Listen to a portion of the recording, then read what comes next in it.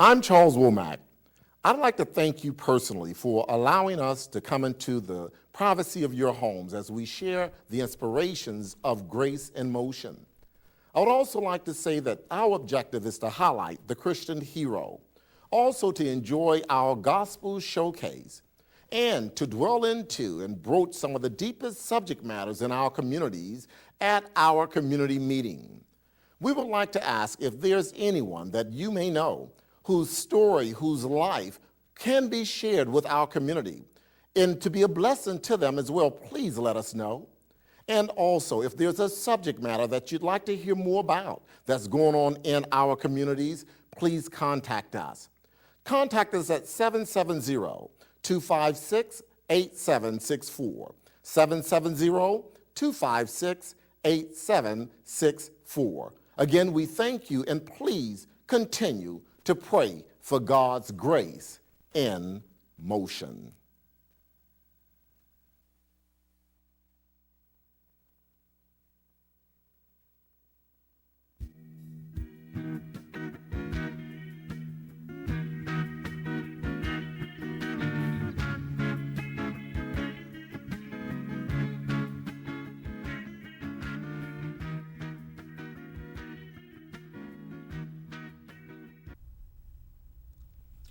Hello, once again, welcome to Grace in Motion Ministry. I'm Charles Womack, and I am again so happy that you have allowed us into the privacy of your home. Now, of course, as we have always done, we are believing in giving you what God has given us. God has given us the concept of grace in motion. Now, grace in motion, of course, is broken into a number of entities, but this is one today I have not had the pleasure to experience, but I will today and also share with you. And that is entitled AFC, Athletes for Christ. Oftentimes we don't see that or don't have it highlighted. Well, I have a former athlete with me. I'm an old athlete myself. So therefore, I find a joy to sit here and discuss some of the powerful concepts, not all about the athlete and the sport, but the athlete and the mission. The things that God has called him to do, and the vehicle he has utilized to bring him to where he is today. And that is, my brothers and sisters, none other than my guest that I look forward to now introducing to you, Joe Lewis. Not the Joe Lewis way back, but the Joe Lewis that God has given us today as he blessed the community. Joe, how are you? And welcome aboard. Brother, that was a very, very exciting introduction, man. I appreciate that, man. My pleasure, my pleasure. Joe, let's go and get this interview started. Let's do it. We interview every day in front of your place of employ, That's our business, and my place of employ, and we have a great time in doing so. Joe, I find tremendous joy in talking with you today because I love the initial question. You are a former professional boxer out of Chicago. Yes. Did superb, and I read your articles. Beautiful. As a warrior, you are. Now, Joe, my question is, all great fighters normally start their careers in the streets. I know when I first started off, I got into a few battles, but I didn't become a fighter because I realized that was not the calling. But my question is, your father and your grandfather were both boxers. However, you became a fighter via either the influence of your fathers or the streets. My question is, which was most influenced? And I ask because in your article, you state, the article states that we're dealing with a young man who was love-starved and beaten. What does beaten mean? What does starved mean? And who influenced you to get busy with the hands? Yes, Talk to us, please. Well, actually, it was a combination of both, my father and my grandfather. Okay.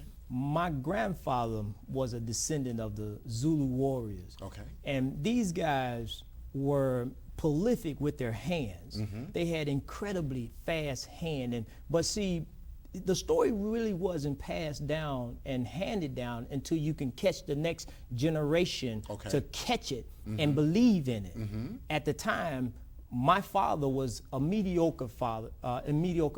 Okay. This guy every time you look around, we was having kids. I got 10 brothers and 2 sisters, 4 sets of twins in the family. No, I'm not a twin. I'm not a twin. But the fact of the matter is, what I learned very early is that the frustration that my father was building, because my mom was also a singer.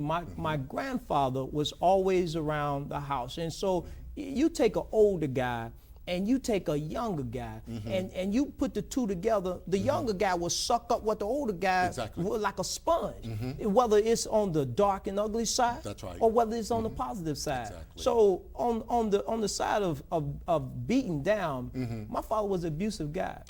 My father was an abusive man, and us being light-skinned, you know, my mom was a red bone and so forth. The bottom line is that you bruise easy. So I'm thinking not to get hit by him. I'm the oldest, and I also consider myself the smartest. But my grandfather, he was the one that actually took the energy that I had, because I was gifted. When I remember when I was small, I used to take imaginary, ships and on cardboard boxes of eggs and so forth. And I didn't have soldiers, but I used my imagination. My grandfather allowed me to feed when he taught me these drills. And they begun with being able to hold your hands at a certain position, not here, not here. And they'll just move your hands constantly over and over until it became a part of you. Every time the hand had to come back to the on guard position. When you send your hand back, bring it back to the on guard position, even in uppercuts. And so this is what I learned. And as I learned this, I also learned the difference between a power punch and a simple punch.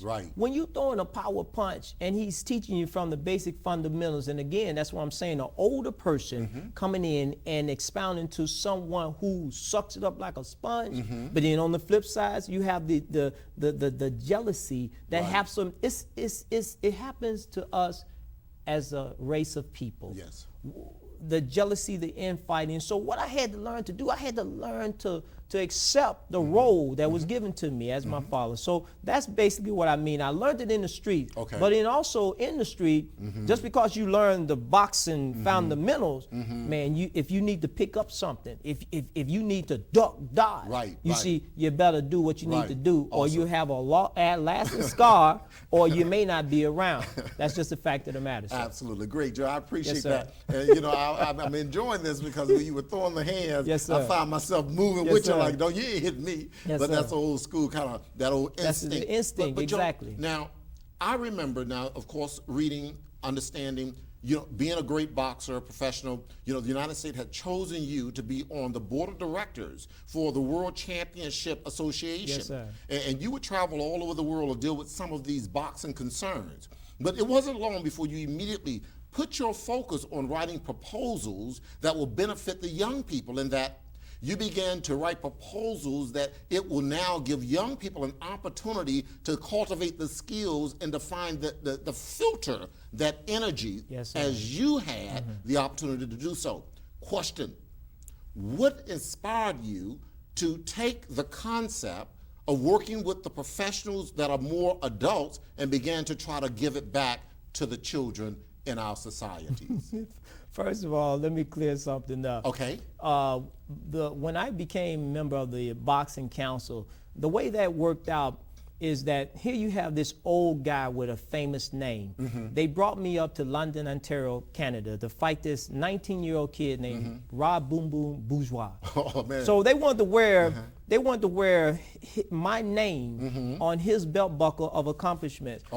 But unbeknownst to them, I actually met the promoter, and the promoter, after the end of the boxing match, he was impressed with my intelligence, the way I presented myself, and he was erecting this type of platform by which fighters who could not get into the WBC, could not get into the cream de la cream, because that's when the time when boxing was beginning to have all different type of belts. So you try to make it so that you have a place for fighters who were not the world-class fighters, but they still had a place where you can still make a living as a professional fighter. So impressed with me, I was asked to become part of the board. No, I did not travel all over the world because of the fact after the fight, incidentally, I won a 4-round decision. when I came back into the environment in which I came from, I came back into the depths of an impoverished condition. Okay. So making contacts when you don't have the financial foundation to be nurtured and carried on into the direction you were. Mind you, I was already an agent fighter. That in itself created the situation where I had the title.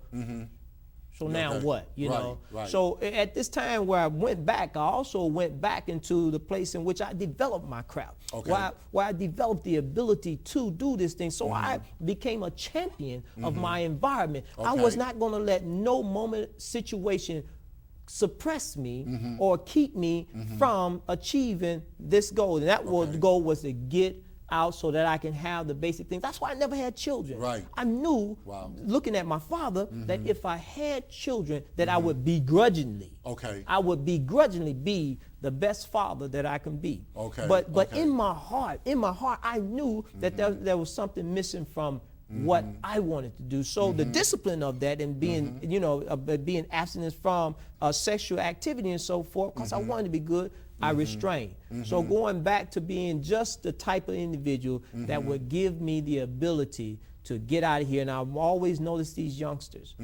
I've always been attracted to how we can, as a community, stop so much violence amongst us. I thought I was going to do it with my fist. I, honest to God, thought I was going to do it with my fist. My grandfather nor my father were religious men, but yet there was a foundation within my spirit that I wasn't truly aware of, but God knew. And that was that I was a lover of Christ, and so he gave me grace. I can remember times, can you remember times in life where there was a near-death experience or a near situation in the wrong place at the wrong time, and God gave you grace? Now I understand it, and I often go back and review those things and think how blessed I am to be able to have all of my faculties together, come out of this basically unscathed, still focus and remain to do this work that I'm not truly, you know, aware and abreast of. So I began to write. It was a source of a release. It was a source of a release to be able to see how, if I couldn't do it one way, I would do it another. But it comes to a point where you have to change your environment, because I became a gym rat. A gym rat is a person that stays in the gymnasium, you stay in shape, but that ain't paying your rent. But that's true. That's true. So you just live longer poor. Yes, sir. That's cold-blooded. But okay, let me ask you this, Joe. Now, there's a concept entitled that, you know, apparently you've adopted a thing. Yes, sir. And it has become your motto. And that is, you know, everyone can be an influence in the minds of young people. Yes, sir. Now, like I say, I know it has become a mission of yours to change, to influence, to bless the lives of young people. Why that motto? Why do you want us to better understand that everyone, all of us, can be an influence in the minds of those in need, which are our youth? Yes, sir. That really began to manifest back in 1981. In 1981, I was approached by a former police officer, 25 years, and he was just impressed when I was going for a Mr. Mahogany pageant, in which I won. I thought I was going to use acting as a means to get out of here. So I began to go into the public school system, and I said to myself, if they can let somebody like me, I'm staying in a house, you know, a bandit house, but I've always been able to keep my behind clean. That's one of the basic things about the survival on the street mode. Once you lose your hygienic zeal, once you lose the perception of looking prosperous, feeling like you're gonna come up out this thing, then the environment will succumb you. And what was around the environment was dope. What was around the environment was an unhealthy spiritual, you know, atmosphere that had one way to the dark and ugly side of how we live as a people. So I'm able to go to these youngsters, and I gravitated to these kids like I need you just as much as they needed me. Absolutely. You know, and so by doing so, by just being real and talking. I would use props. I would use Okay. props, just imitation rolled up joints or underwears that had, I took chocolate and put it down. I said, you know what this is, though. You know, I'm talking about Keeping it real. hygiene. I'm Keeping it talking real. about being Absolutely. able to be ready That's to do right. the best you can That's for right, that Joe. day. And if you're not, don't have yourself so clogged down where you can't have your coattail pulled That's by right. somebody That's right. that will allow you to walk around the next day Yeah. fresher than the Right. day before. See, exactly. And that's what, Joe, it's all about keeping it real. Yes, You sir. know? And you know, as a matter of fact, that leads me to my next question. Yes, sir. Now, in Chicago, of course, you became a very avid motivational speaker. You would actually go to schools all over the city correct. of Chicago. And you had gotten so popular in doing so, I find that a lot of the administrators, a lot of the children would ask you back for an encore. Yes. And of course, apparently it was how you addressed and presented the message to the young people. Now, your style is to the point, is candid, is direct. My question is, there's so many techniques in motivational speaking and influencing young people. Why the technique, direct, to the point, forget the foolishness? Why did you adopt that technique, Joe? Well, I like to think that before I actually had the opportunity to come before the young people, it was like it was my last chance that I would have. And I asked God to give me the words, give me what I need to make contact. I went in there knowing that I was not able to complete the cycle, because the cycle, completion of the cycle is an ongoing relationship. But I knew that was only temporary. If I could only plant the seed, because the mind is an incredible tool, Yes, it capable is. of holding tremendous amount Yes, of it is. information and so forth. Absolutely. So if you can plant a seed into a person and that person remembers the foundation, I say little simple things. Like if you have them meet somebody at a certain time, make these things your foundation. Be on time. If you say you're going to do something for somebody, make it so. Don't start off on the path in which you're going to say something, you're never good to your word. Right, You know, right. or you're going to do something for somebody you never follow through. Right. If you, what age do you start? You got to start as young as possible, because youngsters are associated with all type of influences here. So why not create the verbal commitment? If I say I'm gonna do something, I'm gonna do it. That's a Absolutely. foundation. So that's what we try to do. But Okay. I'm also looking at my own personal life, and I'm saying, God, I can't attract, I can't change if I'm pinned down in meaningless job position. I can't do what I need to do. Oh Lord, help me. Right. Yeah. And that's what I tell the young people. Through means and circumstances in which you do not know, Absolutely. you step forward into the unknown with the basic prerequisites: a clean mind, treating people right, and then be a good receptor for the blessings that will be coming your way. I feel you. For I feel real, you, Joe. Joe. I feel you. And you're right. And the spirit is beautiful, man. Real, Because man. really, that's what we got to give. And I Yes, sir. love the idea when we look back and we do not forget about where we came from. sir. And sometimes a hard school is the best school. Yes, sir. You know, we came, you Chicago, me Miami, back in the day Yes. when things were changing rapidly and survival was a prerequisite. You know, and I bet, Joe, all due respect, you can probably say, if I think about those in my circle, when I was a youth, they're no longer here. You know, or they have gotten caught up, or they have given up, because that's my testimony as well. Yes, it's I my thank God for testimony. those who have stepped out and kind of put their arms around me, Yes. became a mentor, and gave me some direction. That's what I try to give back. That's what you are giving back. My question now, Joe, is this. Now, I know that, you know, motivational speaking has been your expertise in many aspects, but you do not limit your assistance there. You know, I recall just recently, and I was sharing with you, you didn't know I was checking you. But if I'm going to interview a person, believe me, I'm going to research a person. Hands up, yes, so, sir. So I'm observing you out in front of your store. Yes. And I see you have these 3 young people, mind you, and you're communicating with them. You're down in there with them, and you're talking to them, and they're attentive. My question is, Joe, now, you are also hands-on. You're also teaching, cultivating skills. Which skills do you find the ones that you try to cultivate the most in the lives of the young people, and why? Well, I would have to say people skills. Okay. And the reason why I say people skills, most of the young men that come into the ministry and they're doing community service for a number of various offenses.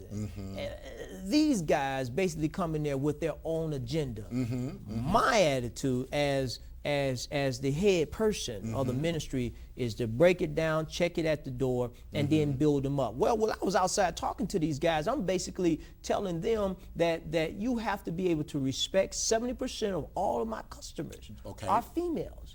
Voluptuous, fine sisters. You know what I'm saying?